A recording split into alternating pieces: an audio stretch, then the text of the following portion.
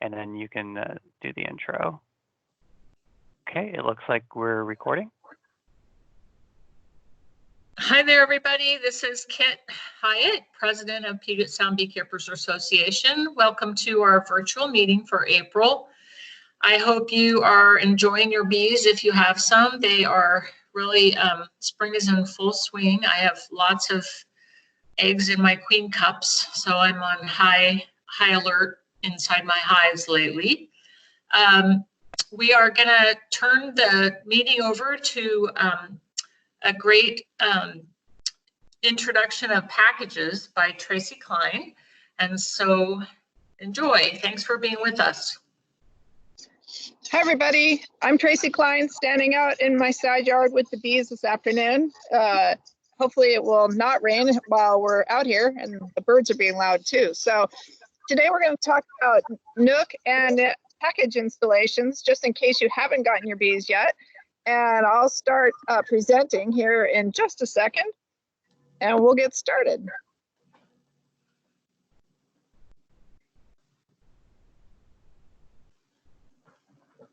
So the first thing you want to do if you've gotten a package is make sure that you set up your hive stand and everything ahead of time. And I read a blog this morning about someone's package coming wrapped in plastic from Man Lake. So apparently bee enthusiast at the post office wrapped his bees in plastic and they all died. So if you wonder, should my package come wrapped in plastic, the answer is no. And if they're all dead, you should make sure and call your supplier if you ordered mail order.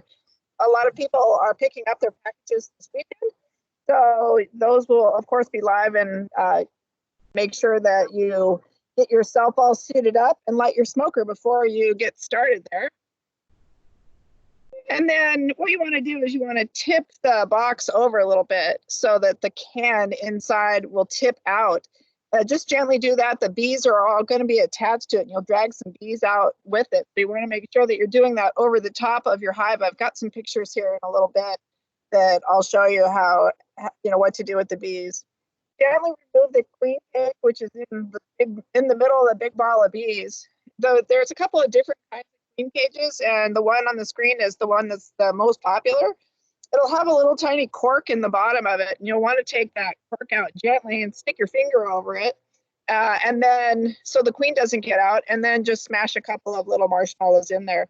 Most of the package providers will have a package of marshmallows there with them, but in case they don't, make sure that you grab some before you pick your package up. All right, and then what you want to do is you want to hang the queen cage in between the two center frames that you've already put in there. I'll flip to the next slide so you can see the top there has bees that are already dumped inside. There's two popular options on how to get your bees into your equipment. The first is on the top there. You can see how I started with the box on the right-hand side. It looks like there aren't very many bees, but there's just as many as there are in the box that's in the middle. It's just that those bees had a little bit more time to sift down and travel down inside the frames there. And those bees will do the same thing there in the middle. If it's raining outside, like it possibly will be this weekend, there's another method that you might want to try, and that's in the picture below. What you can do is you can temporarily put the package box inside of your one deep box, or two medium boxes if you're using mediums. They'll sit right down in there. And all you have to do is hang 6 frames next to it. And where the blue tape is where I've placed the queen in her cage down in between those frames. There'll be bees, on top of the frame from the pulling that can out. But this I just set up today for demonstration purposes for you. So just go ahead and set the box down gently inside the hive body. And then go ahead and put your inner cover on top, and the bees will all walk in there. And then the next day you can go pick that up. So once you've got the bees laying on the top or inside the frames, what you want to do is lay a pollen patty down on top. A lot of books and stuff talk about 1-to-1 syrup, and they forget about pollen. So the pollen is where the bees get the protein to raise the brood, and the young bees eat pollen and protein as well. And until they're able to bring pollen into the colony, they need to have a pollen patty in there as well. in order for them to build up really quickly. A lady asked me today, well, I've got a lot of pollen all over my car.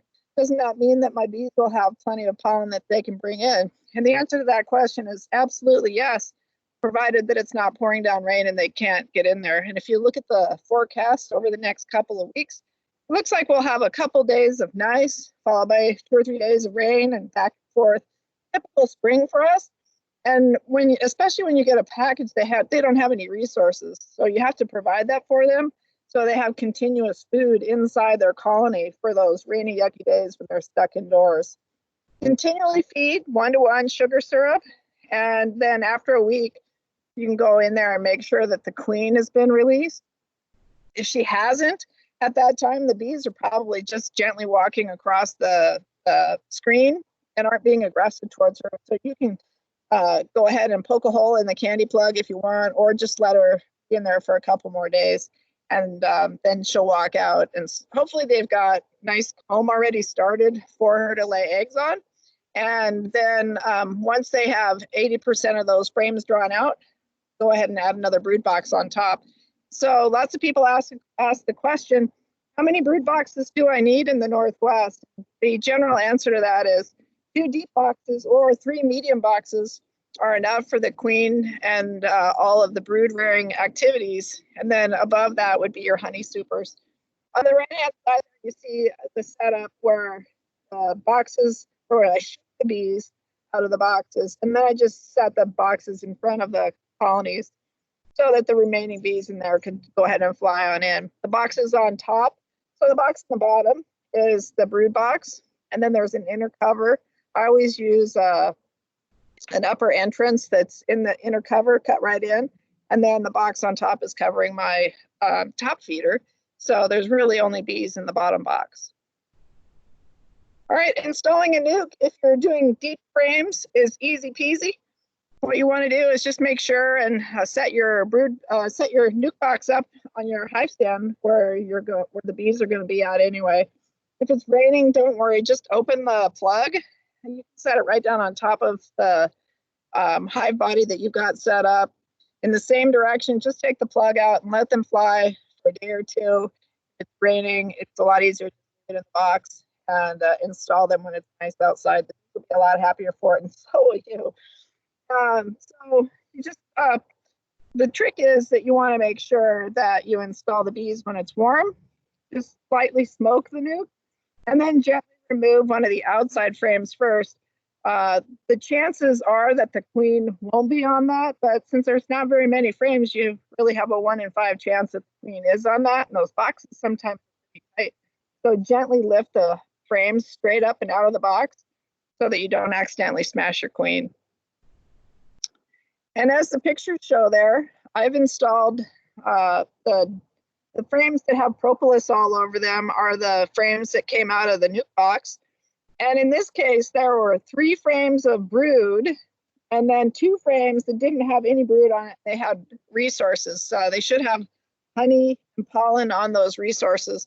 And your queen also should not be caged in a nuke. She should be loose and laying eggs, but sometimes some of the less expensive nukes from less reputable sources will have a caged queen in there, and you want to make sure that the caged queen the cage hangs in the middle, much like you would with a package. And in this case, so if you have 4 frames of brood, make sure that those 4 frames are together, or if there's brood on all 5, go ahead and put all of those frames together in the middle so that you always keep the brood together. That way they stay nice and warm and you don't lose any of it. The bees will make sure that the queen stays warm and dry and happy inside there. So just make sure that you leave them plenty of empty space to draw out, frames and wax. And then you feed them just exactly the same as you do with a package. All right. And then you just set the nuke box next to it so that the last remaining bees fly on home. And then you stack your inner cover and feeder and lid on top, and everybody should be happy. It's a little more complicated if you're buying a nuke and you have medium frames. You need 4 medium boxes overall in order to do this. And you start with 2 medium boxes, You place the empty frames, empty medium frames down in the bottom where the deeps are not going to be. The deep frames will obviously hang down, and then the bees will actually draw comb on those deep frames on the bottom. So when you're taking those out later on, you have to be careful because that comb will be on there, and the queen might be on that comb. So you fill the remaining positions with medium frames. If you don't, they'll draw a crazy comb in there. So make sure that you've got medium frames wherever there are not deep frames. Once the comb's drawn out to about 80%, usually that's a couple, 2 or 3 weeks, you temporarily remove those deep frames, and then you find the queen. If you can't find the queen, just take all the bees off of the deep frames onto your medium frames that are in the 2 bottom boxes. And you push all of the frames that have brood on them into the middle together like a ball shape, whether it's a football oblong shape or a round ball shape. It doesn't really matter, but just make sure all the brood's together. And then put the empty frames and foundation on the outside places. And this is where you must have a queen excluder. And the queen excluder in this case is to exclude the queen from the upper boxes that you're going to put on top. And so you're going to put your 2 bottom boxes on with all medium frames. You're going to put a queen excluder on, and then you're going to lay down 2 more medium boxes with the 5 deep frames in the middle. And if you've shaken all the bees off down into the bottom, there's going to be brood on there, but that's okay because then the nurse bees are going to come up through the excluder and they're going to care for that brood. And really, you only need to leave it on there then for 21 more days. So the eggs, the worker brood, the worker eggs can mature and hatch, and then you can take those frames on out of there and reduce it down to a normal size. And don't worry, that's a lot of information, but we'll have these slides online for you guys so you can take a look at them later. All right, feeding is super important, as I mentioned earlier. Spring and summer, you want to continuously have 1-to-1 sugar water in there. It heats up cold, you don't need to, it mixes up cold, you don't need to heat that. And my personal preference is using top feeders because I can go out anytime during the day or night and fill that up, and the bees don't mind. If you have an internal frame feeder, then you obviously need to have your smoker and put your suit on and be able to fill it up that way. Or those front feeders, the Boardman feeders, they're not my favorite because any bees from anybody else's farm colony can come and steal that, and it can create a little bit of a competitive atmosphere out front there. So those aren't my favorite, but if that's what you have, then that's what you have. Make sure again that you do use palm patties in your nuke until they're well established. And as far as feeding goes, the 1-to-1 syrup, go ahead and continue feeding 1-to-1 syrup. If you're not planning on selling your honey, you'll get a lot more honey, particularly the first year, if you continue to feed 1-to-1 syrup until the wax is drawn out. Oftentimes, there's not a lot of time between when the blackberries bloom and when you're putting your honey supers on. And a lot of people say, well, all I got was wax the first year. So if you continue feeding them, they'll use that syrup in order to build the wax, and then you'll be able to get some honey during the summer. Definitely don't feed them 1-to-1 syrup if you are planning to sell the honey, because then that's not really honey, nectar honey, it's honey. Although that's tasty too, people don't want to buy that.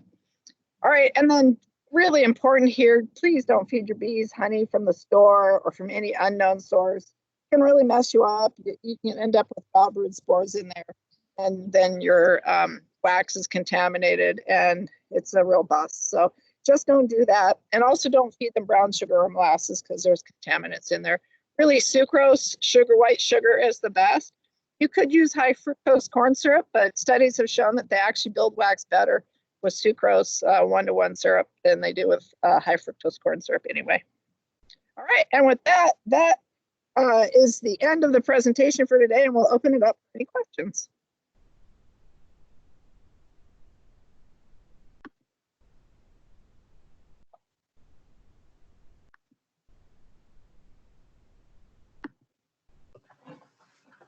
I'm afraid I have a question. I've heard 10,000 times to never split up the brood, but in trying to get the bees to draw comb, I did put a frame between the brood.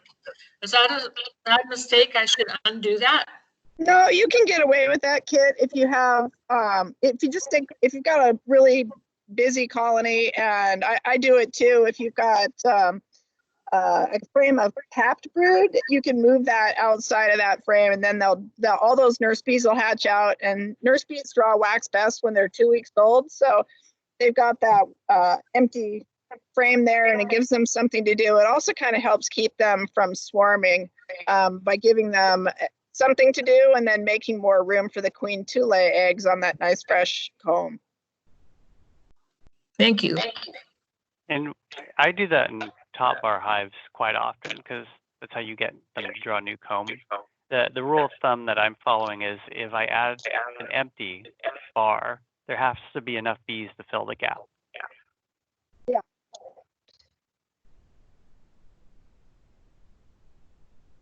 Where would you recommend that we buy pollen patties? That's the tough part right now. You can buy them online. Man Lake says that they're shipping within a couple of days. I ordered stuff, a week ago Tuesday from Dayton, and they still haven't shipped my stuff. So people have said that Man Lake is about a week out on getting stuff. So that might be your best bet. Or I've heard that some of the local bee suppliers, if you live up north, that the home bee supply might have some in stock.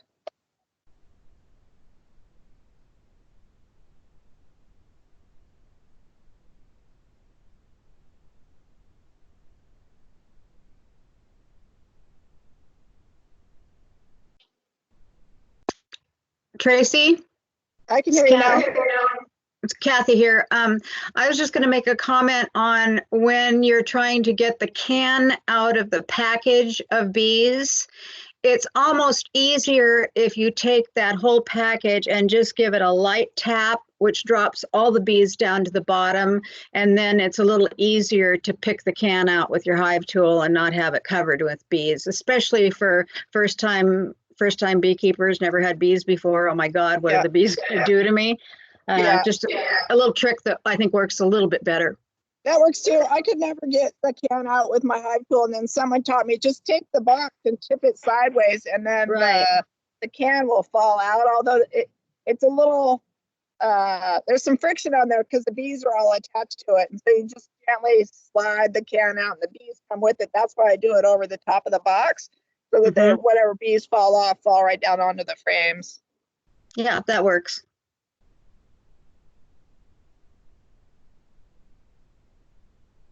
Krista asked me last time about having a yellow jacket trap up, and no one could see it. So you guys can see behind me in the fence here is my yellow jacket trap. I haven't caught any queens yet this year, which makes me happy and sad, I guess. But I don't have any buzzing around. But make sure that if you have a yellow jacket trap, that you've got that up too. Yeah, I've killed a few queens, not in a trap, but just in the apiary, and I do a little dance afterwards. Happy dance. One queen down means one nest not there to bug your bees.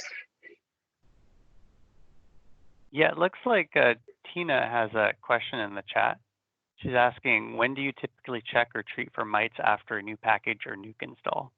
That's a great question. So I typically treat my colonies and swarms too, by the way, within a week after receiving a package or a swarm. And I personally use oxalic acid dribble because it's easy to do on a package, and it's very effective if there isn't any brood. So if you think about it, a package or a swarm isn't going to have any brood for a week, maybe 8 or 9 days, any capped brood. So make sure that you're treating, if you're going to treat before that. And there's been studies done on packages on their mite loads, and some of them are quite high and are well above 10% when you pick them up. So your best bet is to pick up a little bit of oxalic acid, which on another chat, people were asking, where the heck do I get it? It's wood bleach, powdered wood bleach. And I understand that Home Depot and Lowe's don't have it right now, but someone in that chat said that McClendon's or Ace Hardware carries it. Great. And Randy Oliver's scientific beekeeping site is a wealth of information, and he has instructions on how to mix it and apply it. Tracy, I wanted to comment on if you're getting a nuke. Nukes have been through a brood break while they're raising a new queen, and obviously they don't have brood, so there's less mites that you should find when you purchase a nuke than there are in packages. Yeah, that's true. If you're buying a nuke with a spring queen or a caged queen, if you're buying a nuke with an overwintered queen, then they haven't had that yet. And so you'll want to ask the supplier if they've been treated and what with. Also, a lot of times in a nuke, don't you include a frame of capped brood so that the nuke can get up and running more quickly? And that's introducing brood from another colony, so maybe there's mites there. Well, the nuke should have 5 frames. It should have 3 frames of bees and brood at a minimum, and it should have 2 frames with resources. So, like most of the nukes that I've got are this spring went out with 4 frames that had brood, 3 frames that were solid brood. One for sure should have capped brood. And then the other 2 at least should have mixed brood, and then sometimes they have, you know, one side with eggs and stuff and pollen on the other side. That's the benefit of buying a nuke, and that's why they're a little bit more expensive. Although this year they're not that much more expensive than packages, and you get a lot more for your money because you get 5 frames of wax, bees, and brood already. Oh, also, Tracy, I wanted to mention, I usually sell my nukes in mediums, and that means 8 frames if you're buying medium nukes. I have heard from some people that they bought medium nukes with just 5 frames. So make sure that you're going to get 8 frames if you're buying mediums. For sure. It looks like there's another question in the chat if you want to. If you can. I don't have the chat box open. Can you read it? Yeah, so Will asks, I have several queen cups in the middle of a frame. Not sure if eggs are in it, but have several swarm cells with one having larvae in it. Can I stop them from swarming, maybe break up the box into another one, or splitting it with a new queen? Yeah, swarm season came early this year. So several of us have collected swarms already. And so if you have queen cups, actually queen cells, if there's larvae in them already, then you definitely want to split that colony. And the best thing to do is to move the old queen out of the box and into your new equipment, because that sort of kind of simulates a swarm. It doesn't always prevent a swarm, but usually if you take the old queen and half of the bees out and do a walkway split, then you'll keep them from swarming. And you want to cut back the number of queen cells that you've got back to at top 4. 2 or 3 is really all they need. And if you have queen cells in the middle of the frame, those are generally supersedure cells. So it sounds like that colony is trying to decide whether they want to off their queen, that they don't really like her, and they're thinking of swarming. So it's definitely time to do something. And you might want to consider, you know, doing the split and then going ahead and letting them raise a new queen in both boxes.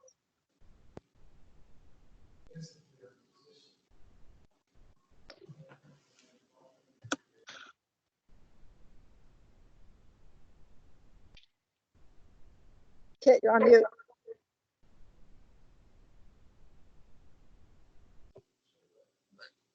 Can you hear me now? Yes. Yes. Okay, sorry. Are we in safe territory, do you think? I mean, I'm asking for a future weather forecast, but it's kind of still seems a little bit unnerving to expect successful mating in this weather.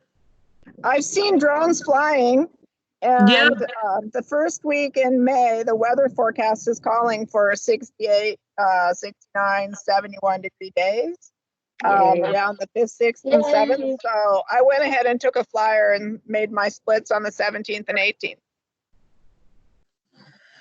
That's a beautiful thing. That's, Yeah. Okay. Yeah, it's I mean, especially because they're all thinking about swarming right now, that if you have big booming colonies, you definitely need to do something or else they're going to fly away anyway. your Yeah. worst case scenario is you get a drone laying queen, but you'll still have your original queen and the nuke, and you can combine them back. If you get rid of the drone layer, of course, but yeah. Yeah. Or you can always take a frame of eggs and a frame of capped brood and out of where your queen is and put them in the original colony and they can try again.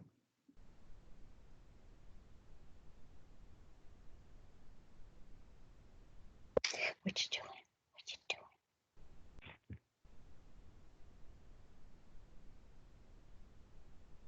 Any other questions?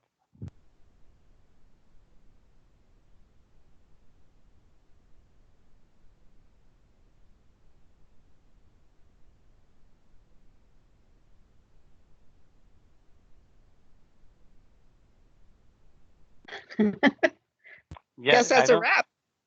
Yeah, I don't see any other questions coming in. Mm-mm. So I'll stop the record. Unless, Kit, do you want to say anything to wrap up the presentation? Otherwise, I can stop recording. Nope.